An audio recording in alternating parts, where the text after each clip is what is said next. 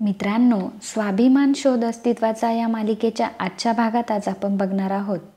आदितीला इतकं प्लॅन करून मारण्याचा प्रयत्न केला तरीही आदिती वाचली. यामुळे मोठी आई जरा टेन्शनमध्ये असते आणि ती त्याच गोष्टींचा विचार करत असते. मोठी आई मनात विचार करते की सगळं व्यवस्थित घडून आणलं होतं, तरी पण ती आदिती वाचली. शांतनूचं प्रेम नको तिथं आडवं आलं.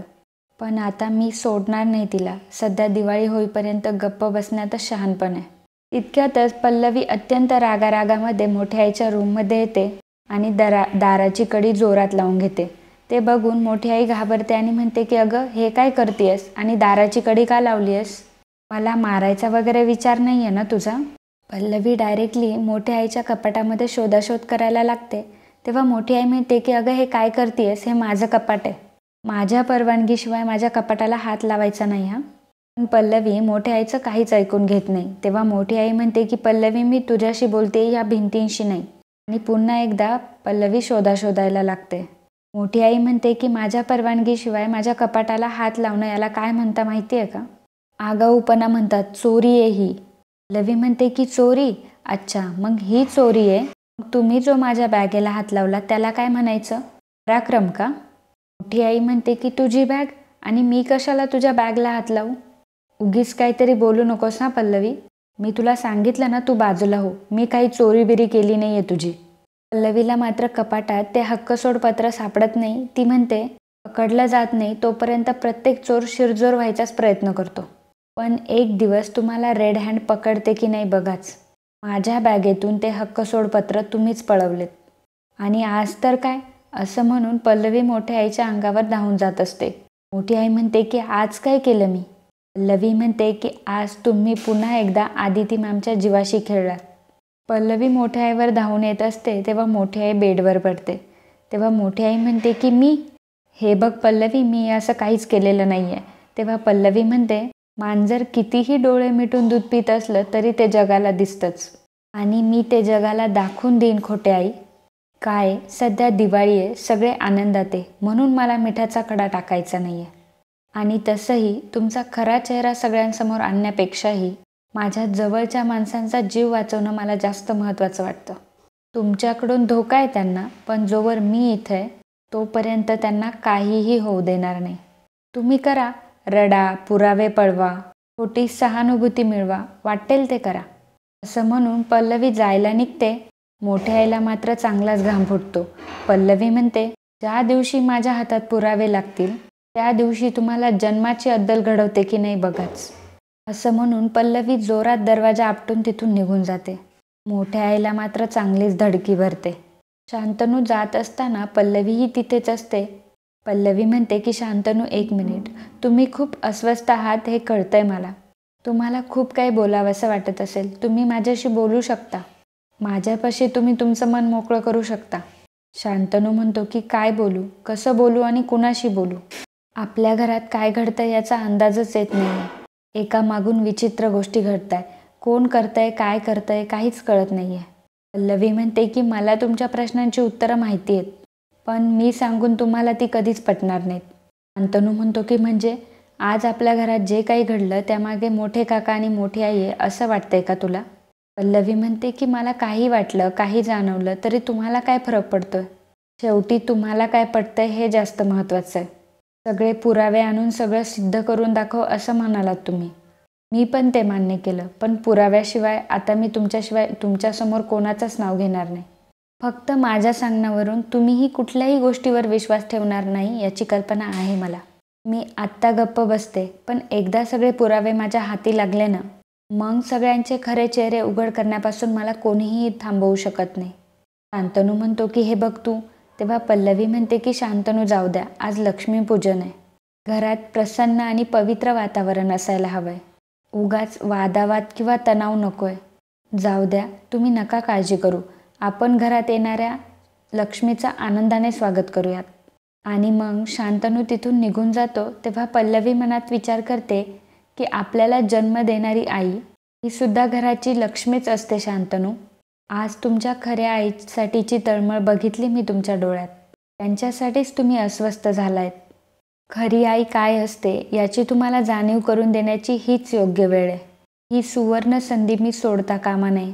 प्रभाकर आदितीला म्हणत असतो की आपल्या घरात एवढा भयंकर प्रकार घडेल आणि दादा आणि वहिनी एवढ्या खालच्या थराला जातील असं कधीच वाटलं नव्हतं मला. विकृतीचा कळस घातला या लोकांनी. पण आदितीला मात्र शांतनूने तिला कसं वाचवलं आणि तो तिला आई बोलला हेच आठवत असतं. तिचं प्रभाकरच्या बोलण्यावर काहीच लक्ष नसतं. तेव्हा प्रभाकर म्हणतो की आदिती तुझ्याशी बोलतोय मी. तुझं लक्ष कुठं आहे? अगं 2दा तुझ्यावर जीवघेणा हल्ला झाला, तू शांत कशी काय राहू शकते? आदिती मॅम म्हणतात की प्रभाकर, माझा जीव ज्याच्यामध्ये अडकलाय तो मला आज आई म्हणाला. कशाचाही विचार न करता स्वतःचा जीव धोक्यात घालून त्याने आगीतून मला वाचवलं. प्रभाकर तू ऐकलंस ना, शांतनू मला आई म्हणाला. तेवढ्यात प्रभाकर म्हणतो की हो ऐकलं. आणि पल्लवीही तिथे येते आणि म्हणते की हो आम्ही सगळ्यांनी ऐकलं. तुमच्या मुलाने तुम्हाला आई म्हणून हाक मारली. ती हाक अगदी तुमच्या काळजापर्यंत पोहोचली असणार. आदिती मॅम म्हणतात की अजूनही तो आवाज माझ्या कानात गुंजतोय. तेव्हा पल्लवी म्हणते की ही हाक कायम तुमच्या कानावर पडायला हवी. तुम्हा दोघांमधलं हे नातं आणखी घट्ट व्हायला हवी अशी माझी इच्छा आहे. आणि बघा आज लक्ष्मीपूजनाचा दिवस आहे. खऱ्या अर्थाने देवीचीच कृपा झाली असंच म्हणायला हवं. आदिती मॅम म्हणतात की अगं हो मी विसरलेच, मी लक्ष्मीपूजनासाठी हार आणलाय. विभावरीला देऊन येते हां, आलेच. असं म्हणून आदिती मॅम तिथून निघून जातात. पल्लवी प्रभाकर सरांना म्हणते की बाबा आज जे काही घडलं त्यामुळे शांतनू हळवे झाल्याचं समजलं मला. मला असं वाटतं की आदिती मॅमने आई म्हणून त्यांची कर्तव्य नेहमीच बजावली आहेत. हे शांतनूंना पटवून देण्याची हीच योग्य संधी आहे. त्यासाठी आपल्याला आजच काहीतरी करायला हवं. प्रभाकर सर म्हणतात की पल्लवी मला तुझी भावना समजते, पण याआधी आपण खूप काही केलंय. हा कदाचित आज तो तिची बाजू समजून घेईलही असं मला तरी वाटतंय, पण दादा वहिनींच्या विरोधात तो काही ऐकून घेईल असं मला नाही वाटत. पल्लवी म्हणते की बाबा कोण खरं आहे याची बाजू आपण भक्कमपणे मांडू ना, मग कोण खोटं आहे हे सांगायची गरजच पडणार नाही. पल्लवी म्हणते की आहे एक कल्पना माझ्याकडे. सर्वजण पूजाची तयारी करत असतात तेव्हा मोठी आई म्हणते की झाली का तयारी? विभावरी म्हणते की हो झालीच होती तयारी, मगाशी सगळं मांडून ठेवलं होतं. पण मोठी आई म्हणते की जे झालं ते झालं, आता त्याबद्दल काही नको. आता फक्त पूजा महत्त्वाची, काही राहिलं नाही ना बघा. मोठी आई पल्लवीला म्हणते की पल्लवी हा तुझा पहिला दिवाळ सण, आज पूजेचा मान तुझा बरं का. अगं बघतेस काय अशी? शांतनू तू पण ये. प्रभाकर सर सुद्धा म्हणतात की चिरंजीव या ना. देवाच्या पूजेच्या टाईमला हे भांडणं वादविवाद येता कामा नये. मग शांतनू आणि पल्लवी दोघं मिळून पूजा करत असतात. मोठे काका मोठ्या आईला म्हणतात की सुपर्णा, जिला तू घरातून बाहेर काढण्यासाठी निघाली होतीस तिलाच काय पूजेचा मान देतीयस तू? मोठी आई म्हणते की शांतनूवरची आपली पकड जरा ढिली झाली ना, मग ती मजबूत करायला असं मधून मधून नाटक करावं लागतं. आपण किती चांगले आहोत हे त्याला कळायला हवं ना. मग शांतनू आणि पल्लवी दोघं मिळून पूजा करतात, आरती देखील करतात. प्रदीप इकडे सर्वांना प्रसाद वाटतो. तो सर्वांना प्रसाद देतो आणि प्रसादाचा बॉक्स त्याच्याकडेच ठेवतो. तेव्हा ज्योती म्हणते की बाबा प्रसाद येतो, जेवण नाही आहे. तेव्हा प्रदीप म्हणतो की मी जेवण प्रसादासारखं खाईन बस. आणि मग सर्वजण हसायला लागतात. गीता म्हणते की बरं आता पूजा झाली, फराळ झाला, आता यानंतर काय करायचं? मोठी आई म्हणते की मी सांगते ना, आता आपण पूजा केली, लक्ष्मी मातेला आवाहन केलं की तू आमच्या घरात ये. आता रात्री 12पर्यंत दार उघडं ठेवायचं तिच्या स्वागतासाठी. आज कुणीच लवकर झोपायचं नाही हां, रात्री 12पर्यंत जागायचं. सगळ्यांनी एकत्र राहायचं. तेव्हा विभावरी म्हणते की हो आणि मी मसाला दूधही करून ठेवलंय. मग प्रदीप म्हणतो पण जेवण आहे की नाही? तेव्हा मेघना म्हणते हो काका जेवण पण आहे. पल्लवी मनात म्हणते की आज योगायोगाने सगळेच घरात आहे. मी जे काही ठरवलंय त्याप्रमाणे शांतनू आणि आदिती मॅममधलं अंतर आणखी कमी होईल आणि आदिती मॅम तुमची दिवाळी आणखी आनंदाची होईल. हॉलमध्ये छान अरेंजमेंट केलेली असते, प्रोजेक्टर ठेवलेला असतो आणि सोफाही जॉईन केलेले असतात. सर्वजण तिथे येतात तेव्हा म्हणतात की अरे काय हे किती छान. गीता म्हणते की कोणी केलं हे सगळं? दादा तू केलंयस ना हे? शांतनू म्हणतो की मी नाही केलं. गीता म्हणते की सांगा ना कोणी केलं हे सगळं? तेव्हा पल्लवी म्हणते की मी सांगते. गीता अगं मोठ्या आईनीच सांगितलं होतं ना की घरात येणाऱ्या लक्ष्मीचं स्वागत करण्यासाठी जागं राहायचंय म्हणून. मग मी म्हटलं काहीतरी वेगळं करूयात. प्रदीप म्हणतो की अरे वा, चला चला आता सगळ्यांनी बसा, काहीतरी स्पेशल एंटरटेनमेंटचा प्रोग्राम दिसतोय, चला बसा.